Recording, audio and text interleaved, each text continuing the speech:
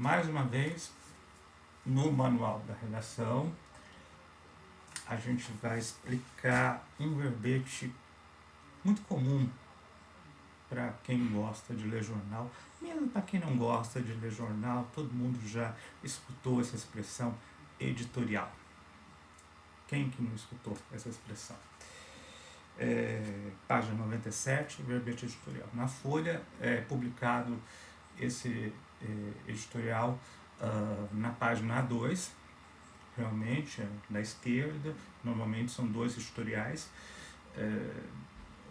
ou um, dependendo do tema, de abrangência. Raramente, muito dificilmente, tem um editorial publicado na primeira página, não é? Esse acrescido dos dois tradicionais. E na Folha, quem formula esses editoriais é o editor de opinião, junto com uma equipe de editorialistas que redigem as questões relacionadas à economia, relacionadas ao governo, relacionadas a direitos humanos, relacionadas à classe LGBTQIA+, relacionadas aos indígenas. Então são vários temas, a questão de liberdades de expressão, de liberdade individual, e por aí vai. São vários temas realmente que são ali abordados. E quem, vamos dizer, decide, avalia, dá a última palavra ali, obviamente, é o diretor de redação da Folha. É ele que decide aquilo. E daí eu quero explicar uma coisinha que tem que ser muito exemplificada. O editorial não é a opinião pessoal do diretor de redação da Folha de São Paulo, Sérgio Dávila.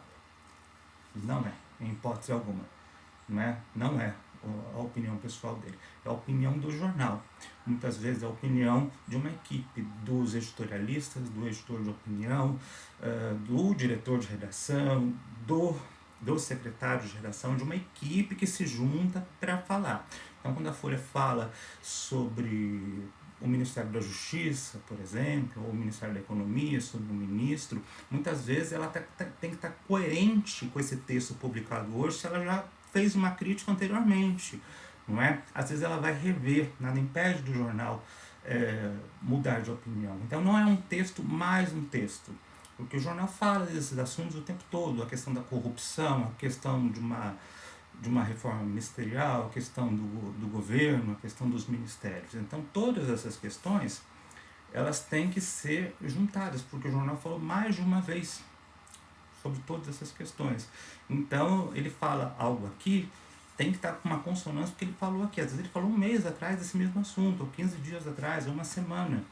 Então tem que ter uma certa lógica, uma certa independência, muitas vezes, aqui.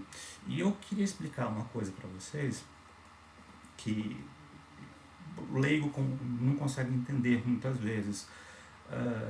O diretor de redação da Folha, quando ele escreve, muitas vezes, quando ele concede entrevistas, e quando tem alguma polêmica envolvendo o jornal, ele se posiciona como diretor de redação da Folha de São Paulo, representando uma redação.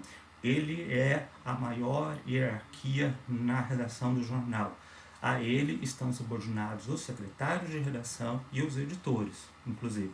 Então ele representa, se tem uma polêmica envolvendo um artigo que às vezes, como Antônio Reserve, na Ilustríssima, por exemplo, o diretor de redação vai se manifestar, não é? Então não é a opinião pessoal do Sérgio Dávila, é a opinião do diretor de redação que representa uma direção de redação. Não é? Ele não faz sozinho o jornal. Tem uma direção de redação, que ele é o diretor de redação, a maior hierarquia dentro da redação, da Folha. Depois tem os secretários de redação, são dois. Depois tem dois secretários assistentes de redação, que na folga dos secretários de redação oficial, os assistentes vão assumir.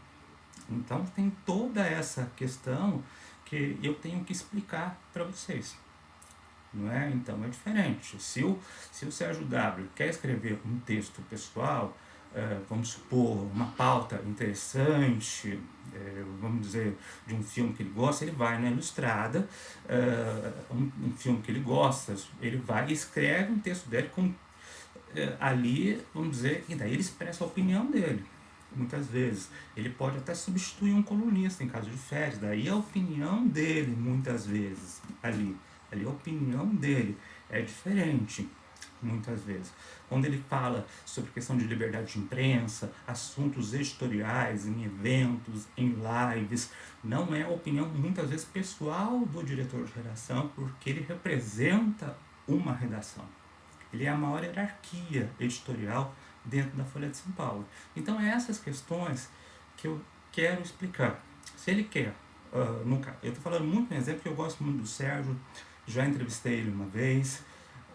Então, são questões pessoais que a gente tem que entender.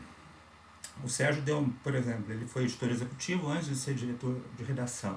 Ele me deu uma entrevista como editor executivo, que ele falava sobre a instituição do Ombudsman. A entrevista ele fala como editor executivo que substitui o diretor de redação.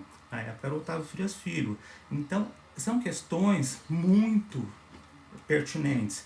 É diferente dele ser perguntado da questão pessoal, o que o senhor acha do ponto de vista pessoal. Daí ele vai falar do ponto de vista pessoal, deixando bem claro sobre qualquer tema, vamos dizer, editorial que seja mais pessoal. Ele vai deixar bem clarinho ali que é a opinião pessoal dele, muitas vezes. Não é a opinião, muitas vezes, como diretor de redação. E eu tenho que explicar porque são questões muito importantes que o leitor possa não compreender se surgiu uma polêmica, algo assim. Então eu gosto de deixar, estou explicando da forma mais simples possível, sem falar termos técnicos, subterfúgios. Eu estou usando um manual porque eu estou citando a própria Folha, porque a gente tem que ter embasamento. Mas é bom a gente entender essas questões. E às vezes os textos são um pouquinho mais longos, porque são questões que precisam de tempo para explicar. Espero que vocês me entendam, tá bom?